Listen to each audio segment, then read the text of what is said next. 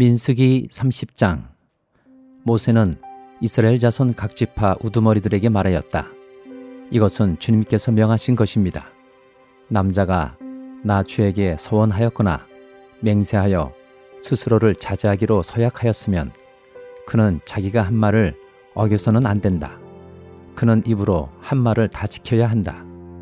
여자가 아직 어린 나이에 아버지의 집에 있으면서 나 주에게 서원하였거나 스스로를 자제하기로 서약하였을 경우에는 그의 아버지가 자기 딸의 서원이나 딸이 스스로를 자제하기로 서약한 것을 듣고도 딸에게 아무 말도 하지 않았으면 그 모든 서원은 그대로 살아있다.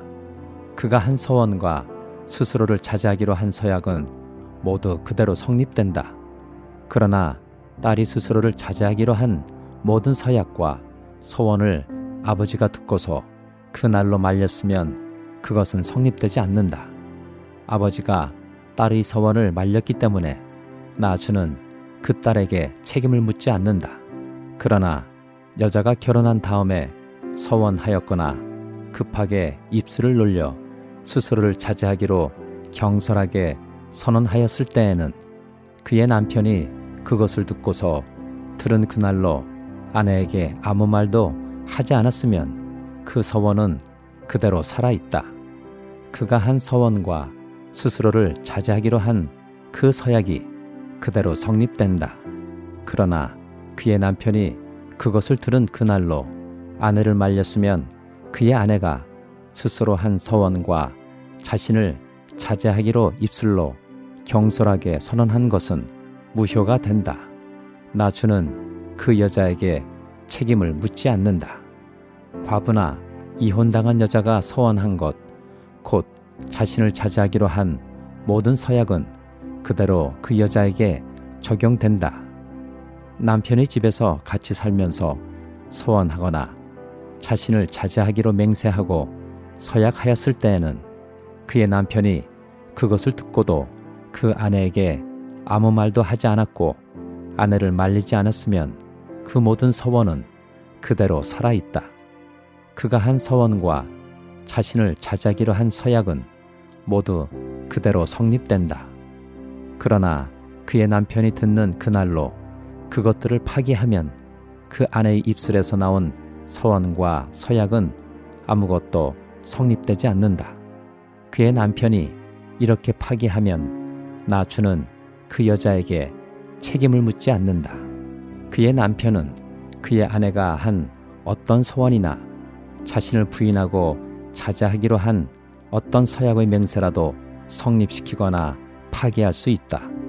그러나 만일 그의 남편이 아내의 서원에 대하여 하루가 지날 때까지 아무 말도 하지 않으면 남편은 아내의 서원과 아내가 자신을 자제하기로 한 서약을 확인하는 것이 된다. 그것들은 그대로 효력을 지니게 된다. 들은 바로 그날의 남편이 아내에게 아무 말도 하지 않았기 때문이다. 그러나 만일 남편이 그가 들은 날로부터 얼마 지나서 그것들을 파기한다면 아내의 죄는 남편이 떠맡게 된다. 이것들은 주님께서 모세에게 명하신 것으로서 남편과 아내 사이에 아버지와 아버지 집에 살고 있는 어린 딸 사이에 지켜야 할 율례이다. 시편 74장. 하나님, 어찌하여 우리를 이렇게 오랫동안 버리십니까? 어찌하여 주님이 목장에 있는 양떼에게서 진노를 거두지 않으십니까? 먼 옛날 주님께서 친히 값주고 사신 주님의 백성을 기억해 주십시오. 주님께서 친히 속량하셔서 주님의 것으로 삼으신 이 지파를 기억해 주십시오. 주님께서 거처로 삼으신 시온산을 기억해 주십시오. 원수들이 주님의 성소를 이렇게 훼손하였으니 영원히 폐허가 된 이곳으로 주님의 발걸음을 옮겨 놓아 주십시오. 주님의 대적들이 주님의 집회장소 한가운데로 들어와서 승전가를 부르며 승리의 표로 깃대를 세웠습니다. 그들은 나무를 도끼로 마구 찍어내는 밀림의 벌목꾼과 같았습니다. 그들은 도끼와 쇠망치로 성소의 모든 장식품들을 찍어서 산산조각을 내었습니다. 주님의 성소에 불을 찔러 땅에 뒤엎고 주님의 이름을 모시는 곳을 더럽혔습니다. 그들은 씨도 남기지 말고 전부 없애버리자 하고 마음먹고 이 땅에 있는 하나님을 만나 뵙는 장소를 모두 불살라 버렸습니다. 우리에게는 어떤 징표도 더 이상 보이지 않고 예언자도 더 이상 없으므로 우리 가운데서 아무도 이 일이 얼마나 오래 갈지를 아는 사람이 없습니다.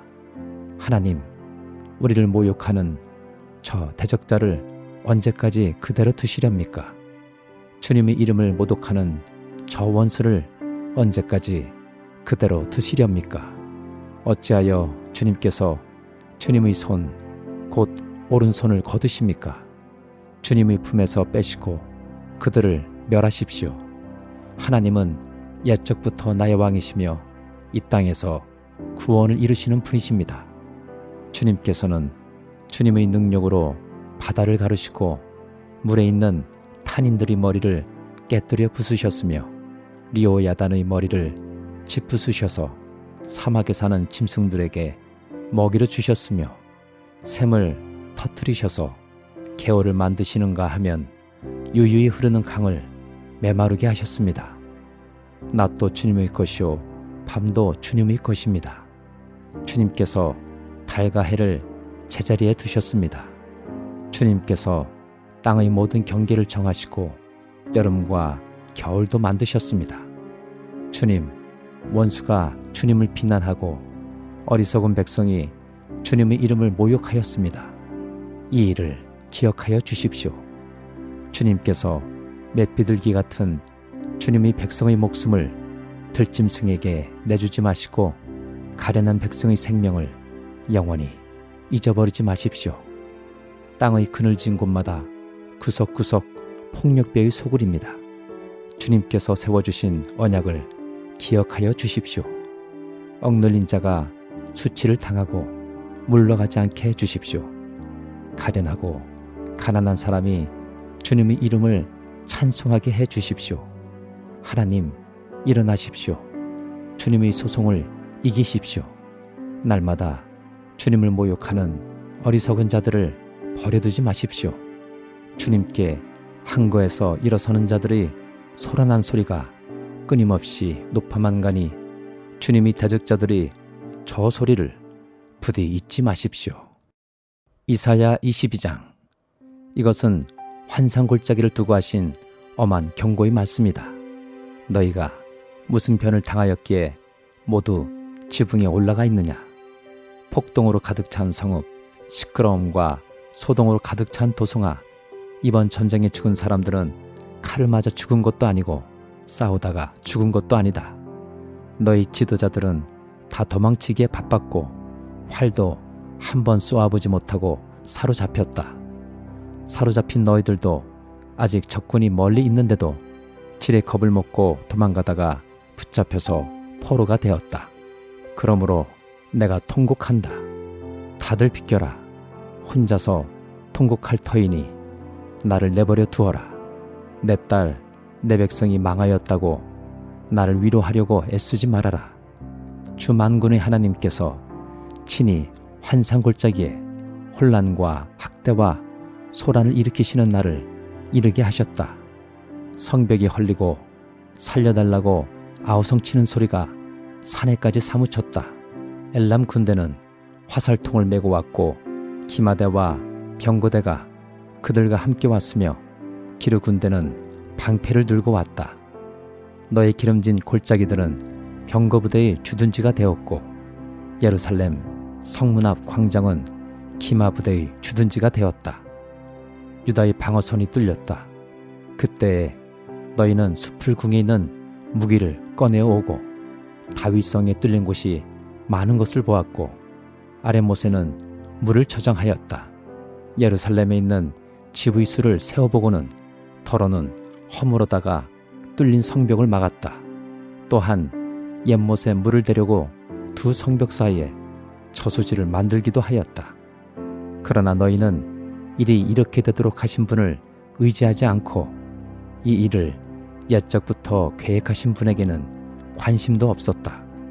그날에 주 만군의 하나님께서 너희에게 통곡하고 슬피 울라고 하셨다. 머리털을 밀고 상복을 몸에 두르라고 하셨다. 그런데 너희가 어떻게 하였느냐?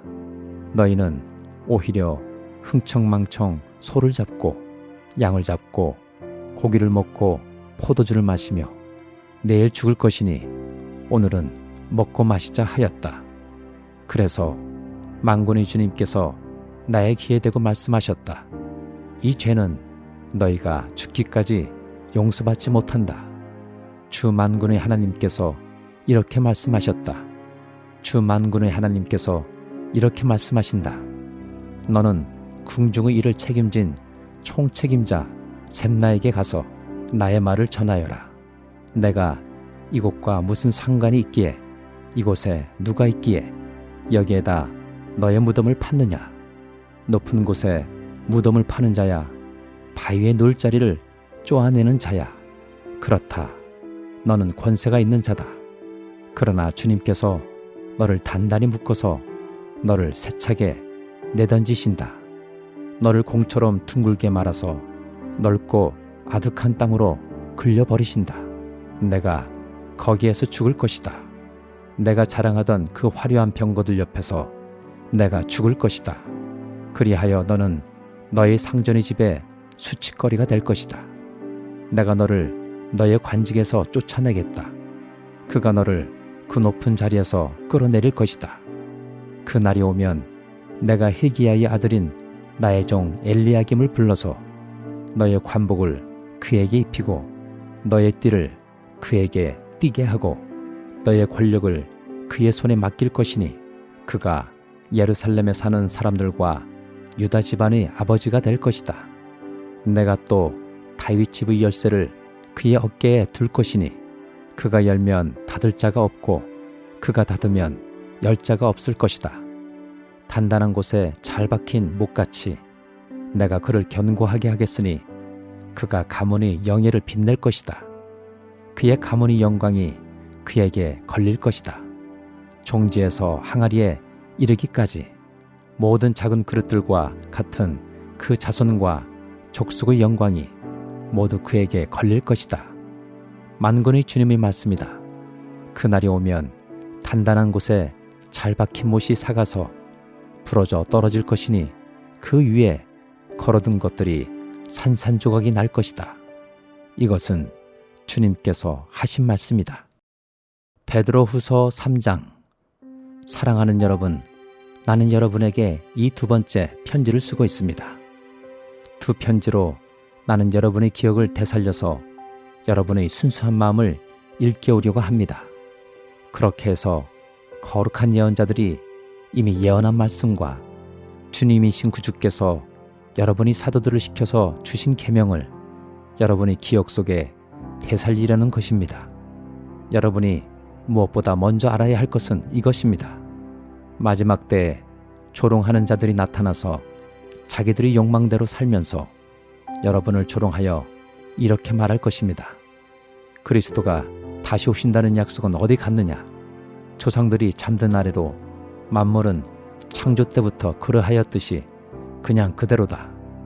그들이 이렇게 말하는 것은 하나님의 말씀으로 하늘이 오랜 옛날부터 있었고 땅이 물에서 나와 물로 말미암아 형성되었다는 것과 또 물로 그때 세계가 홍수에 잠겨 망하여 버렸다는 사실을 그들이 일부러 무시하기 때문입니다.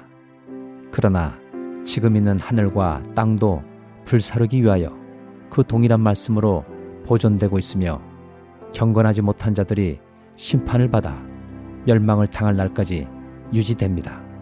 사랑하는 여러분, 이 한 가지만은 잊지 마십시오. 주님께는 하루가 1000년 같고 1000년이 하루 같습니다. 어떤 이들이 생각하는 것과 같이 주님께서는 약속을 더디 지키시는 것이 아닙니다. 도리어 여러분을 위하여 오래 참으시는 것입니다. 하나님께서는 아무도 멸망하지 않고 모두 회개하는 데 이르기를 바라십니다. 그러나 주님의 날은 도둑같이 올 것입니다.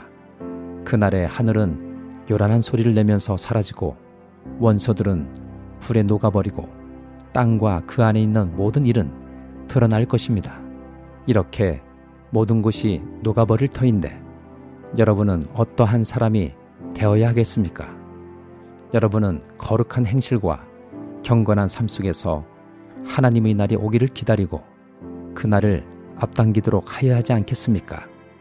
그날에 하늘은 불타서 없어지고 원소들은 타서 녹아버릴 것입니다. 그러나 우리는 주님의 약속을 따라 정의가 깃들여 있는 새 하늘과 새 땅을 기다리고 있습니다.